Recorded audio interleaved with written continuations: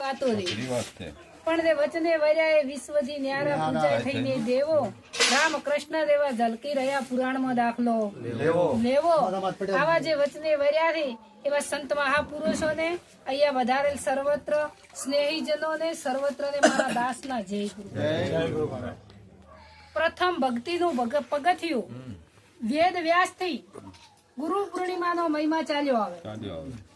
ગુરુ પૂર્ણિમાનો મહિમા એવો છે કે જેને ગુરુ ચરણે રામ કૃષ્ણ ને આદિ ગુરુ ભાવે બધું મૂકી ગુરુ ચરણમાં જાવે। ગુરુ વિના તને કોણ છોડાવે? આ જીવ જેમ જેમ ઉદ્યમ કરે છૂટવાનો તેમ તેમ બમણો બંધાય। આપ બળે છૂટે નહીં છોડાવે સદગુરુ રાય। જેના જીવનની અંદર પ્રથમ તો ગુરુ નથી એનું જીવન અધૂરું છે। ખાય પીએ ઊંઘ આવે તો ઊંઘે ને મોત આવે તો મરી જાય, આવું તો જનાવરે જીવન જીવે। પણ આપણે પોચ ઇન્દ્રિયનું જ્ઞાન છે અને તો આપણું પોતાનું ભોન ભૂલી જાય કે આપણે શું કરવા માટે આયા હતા। સંત મહાપુરુષોએ કીધું કે દયા ધર્મ કા મૂળ અને પાપ મૂળ અભિમાન। જગ તુલસી કહે જ્યાં સુધી દેહમાં હોય પ્રાણ ત્યાં સુધી દયા ન છોડીએ।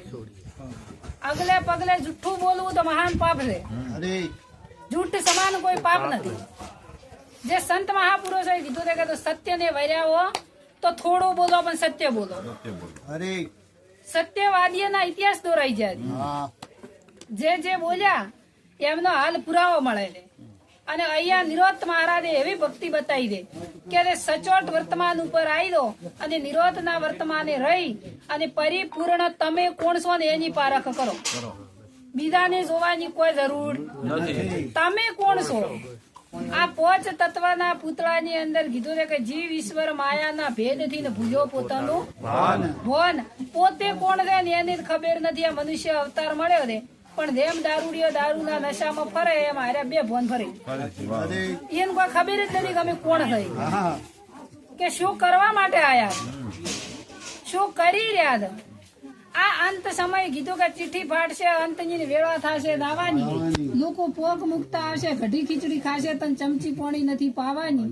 સવારથની દુનિયા તો હાડખા લઈને હાલતી થવાની, સવારથની દુનિયા તો ઘડીકમાં ભૂલી જવાની। એકનો એક છોકરો હોય ને મરી જાય ને તો 4 મહિને બધું ભૂલી જાય, કોઈ કોઈનું નથી। તો તમારા માટે તમે શું કર્યું? ધન દોલત ગાડી લાડી બંગલા, પ્રથમ મનુષ્ય અવતાર મળે તો પોતપોતાના કર્મના આધીન બધું મળી ગયું। ધન ગાડી લાડી બંગલા બધું પોતપોતાના કર્મ હતું એ મળી ગયું, પણ છતાં આ મનુષ્ય દેહ માત્ર માગવાનું મિલતો નથી। ચમ ક્યાં કરે તો કીધું હમણાં બેની વાણીમાં કે પથ્થર પહેરી પૂજા કરીને માગે ઘણી, એક 20 રૂપિયાનો નારિયેળ સળાવે ને 1.25 લાખની મોનતા લાવે, બોલે ગોડું હોય એટલે તમને હાલે, તમારું એનું પેલું ન કરે। પણ આપણે આવી અંધશ્રદ્ધાઓથી મુક્ત છા નથી, અને ગુરુનો મહિમા શું છે એ આપણે ગણ્યો નથી। જ્યાં સુધી ગુરુના ચરણમાં ન દો ત્યાં સુધી તમને તમારી પારખ ન પડે। આખા વિશ્વને ઓળખો પણ તમે કોણ છો ને એની પારખ ન પડે। અંદર આપણે આપણને ઓળખતા હોય બીજાનું ઓળખ, તમે કોણ છો એની પારખ કરો। ગીતાજીમાં કીધું કે હે અર્જુન ફક્ત ને ફક્ત મનુષ્ય બનીને તું તને જોણી કે તું કોણ છે, એમ કીધું કે મનુષ્ય બનીને તું મને જોણી લીધું। હું એના સંત મહાપુરુષો એવું કીધું કે સતી તોરલ બોલી કે પાપ તારું પ્રકાશ જાડેજા ધર્મ તારો, એમ કીધું કે મારો ધર્મ અભાજે કે તમારો ધર્મ શું છે? મનુષ્ય માત્ર મળ્યો છે આપણે 9 મહિના સુધી માના ગર્ભવાસમાં ઊંધા મસ્તક એ કોરી નરકની ખોઈ નથી, અને એ બંધન માંથી છૂટ્યા અને ઓય આઈને બંધનમાં બેઠા। મૂળ તો બંધન નું બંધન કે બંધન, અને આ બંધન માંથી છૂટવું હોય ને તો સદગુરુ સિવાય કોઈ ના છોડાય।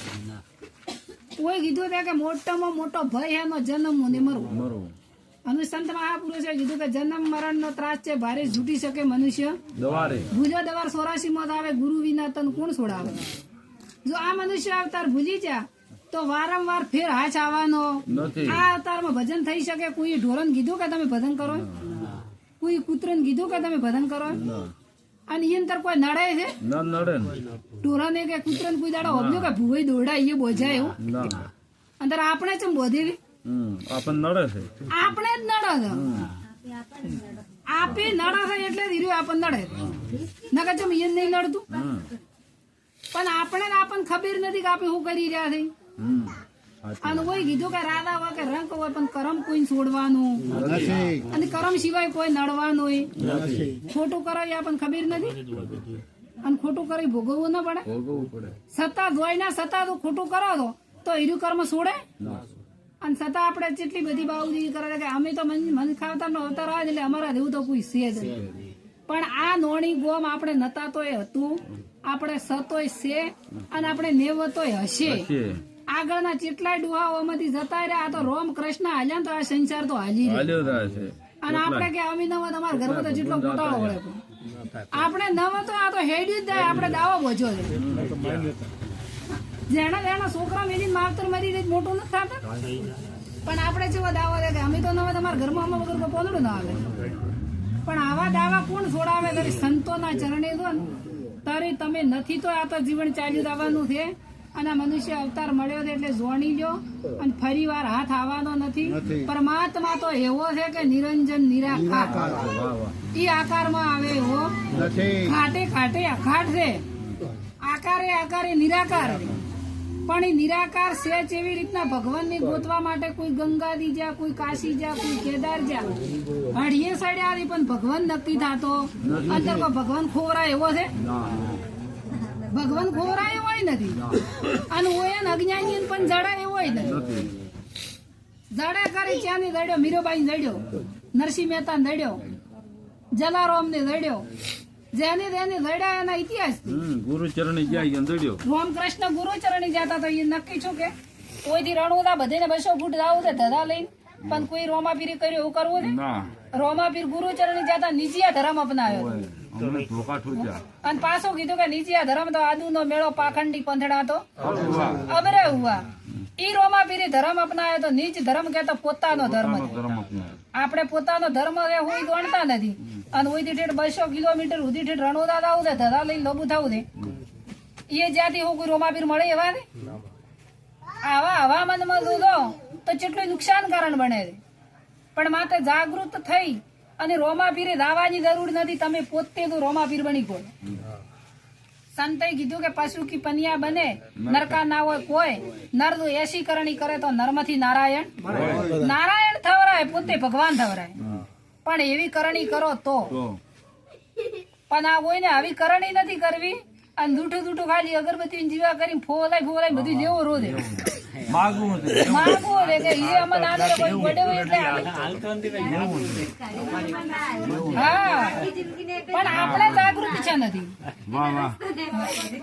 પણ જયારે સંતના ચરણે દો તો તમને આવી જાગૃતતા આવે અને આવી અજ્ઞાનતાની ઊંઘ ઉડી જાય કોઈને કોઈ એવું કહેતું હોય તો આ એક ખાલી કુદરતી પવન વાયુ એક જ છે ને બધું આખો વિશ્વ પ્રાણ તત્વના આધારે જીવે આ જે પ્રાણ તત્વ ચાલી રહ્યો છે એ એક જ સાચું તત્વ છે અને આ પ્રાણ તત્વ તો નીકળી જાય તો કોઈની અંદર માતા ધૂણવા આવે ના આવે ચમ બીજી માતા મેં ધૂણવા આવતી હોય જીવી ફેર તત્વ મેં ઊભું ન કરી નાખે ઈ તો દીવતી છે ને ઓલો મરી ગયો પણ માતા દીવતી નથી તો ચમ એને હડાવતી નથી વડા અંદર પે તો પછી એમાં ન પે પણ આવી અજ્ઞાનતા છે અને આપણે મોની લીધી છે પોતે ધૂણે લ્યા માતા પાસે તમે લાઈ અને બ્રાહ્મણ અને પ્રાણ પ્રતિષ્ઠા કરાવો જો એ બ્રાહ્મણ એની મૂર્તિની અંદર પ્રાણ પૂરતો હોય તો એ પથ્થરની મૂર્તિ છે આ શરીરમાંથી આ પ્રાણ તત્વ વહી જાય તો પથ્થર જ છે કે તો આની અંદર પ્રાણ પૂરી ન કે ના પૂરી કે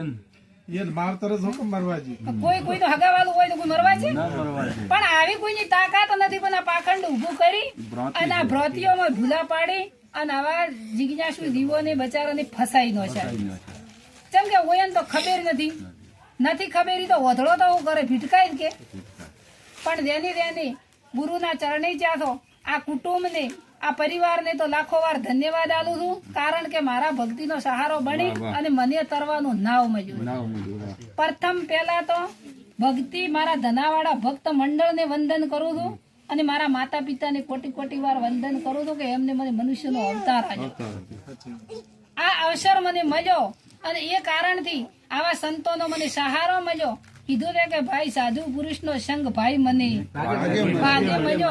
ભાગે મળ્યો ને મારા કર્મે લડ્યો એવો ઉડી લાજો મને રંગ આવા સાધુ પુરુષનો સંગ ભાઈ મને કોક ભાગ્ય મળ્યો મારા મા બાપે મને જન્મ આલ્યો હતો પણ એવા મારા ભાગ્યના લલાટ એવા સંત મહાપુરુષોનો સંગ લખાયેલો હતો એટલે આવા સંતોનો સંગ છો છે અને આ સંતોના સંગથી એવા આ નોણી ગોમમાં આવતો એવો કુટુંબ પરિવાર પણ મળ્યો છે કે મારું આ નાવડું પાર ઉતરે.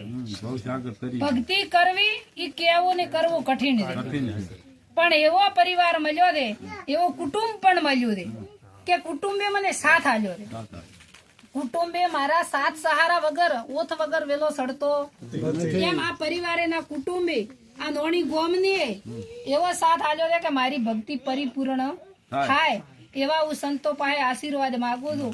આ મારું નાવડું ભવસાગરની પાર ઉતરે સદગુરુ. વાહ.